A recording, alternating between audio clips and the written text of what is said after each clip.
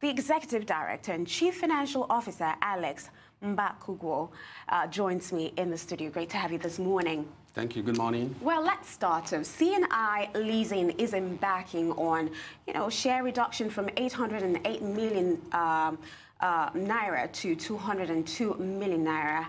What informed this decision? Okay, thank you very much. There are two sides. There is the number and there is the data element.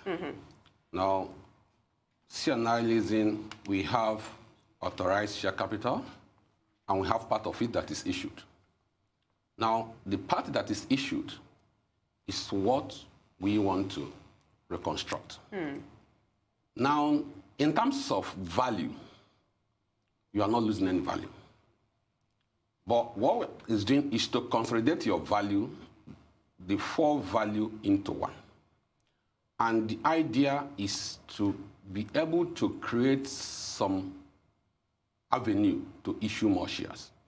Simply, when we reconstruct, you have your issued share capital, which is 1.6 billion units, down to 400 million units.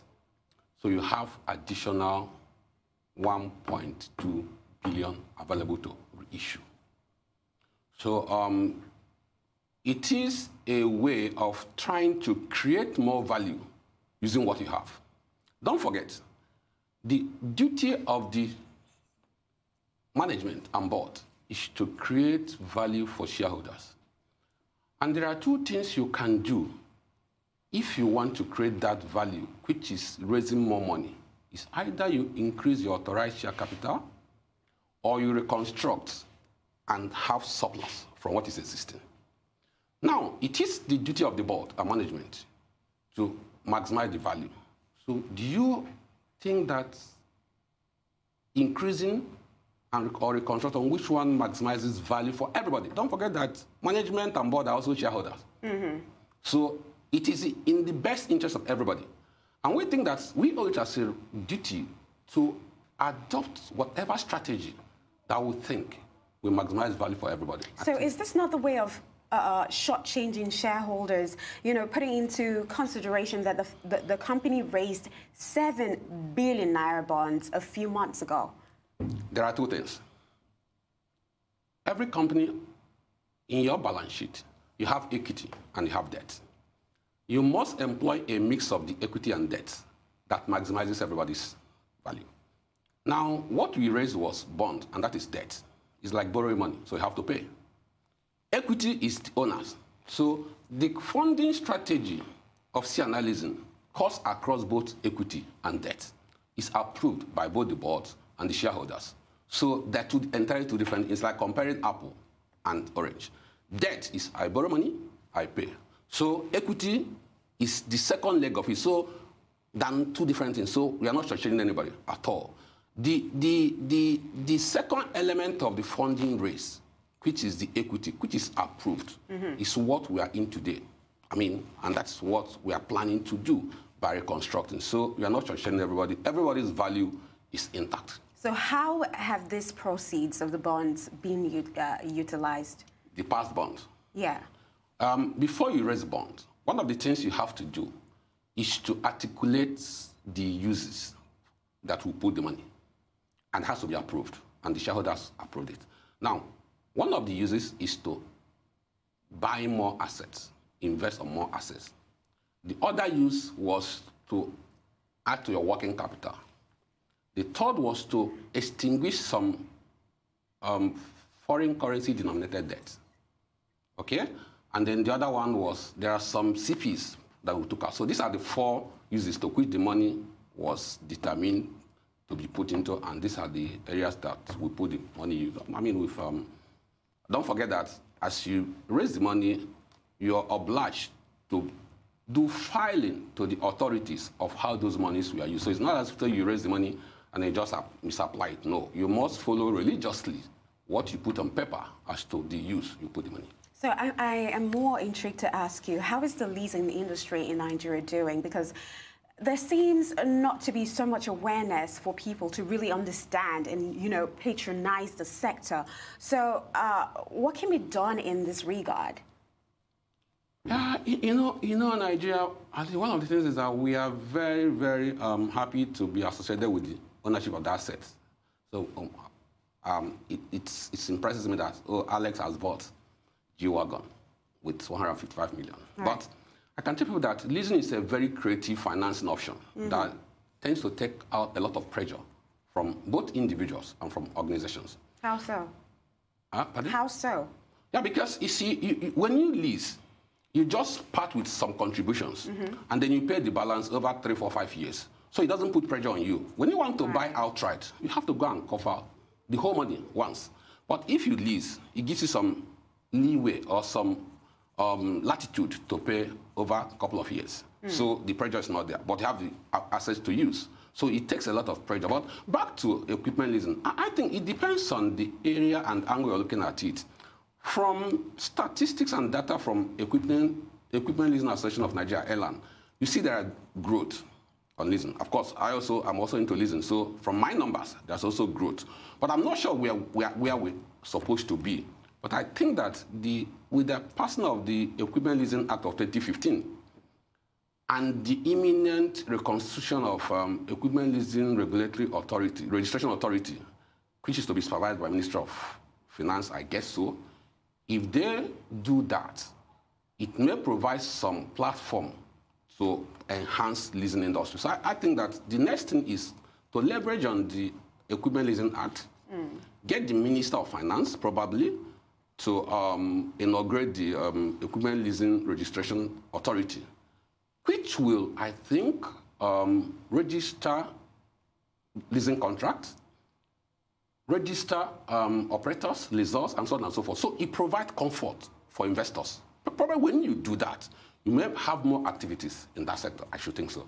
But by and large, they're doing well. But I think they can do better if those regulatory authorities or element of them is put in place. All right, then. I can see that your company is now a big player in the maritime sector. How has the experience been like? Big? Okay, well, we You doubt your company is big in the maritime sector? We are contributing. All right, then. Yeah, but yeah, by the grace of God, C&I Leasing, part of our business is in the oil and gas, or maritime. You know, maritime sector is a whole bunch. We are playing in an element of the maritime, which is oil and gas. And so far, it's tough, and it has been good. It's big money, big wahala. Right. But I think that we expect to leverage on the experience. I mean, we learn sometimes by negative experience. When you enter you learn as you move. We are learning, and we are moving, and we are making greater impacts in the maritime. Of course, in the segments of the maritime sector we are playing, I think we are operating and we want to do more. All right, then. You know, it is believed that the maritime sector has the potential to sustain the nation's economy apart from oil. But how can, you know, the potential of the sector be harnessed? Yeah, like I said, the maritime sector is a huge sector that can contribute more to the GDP.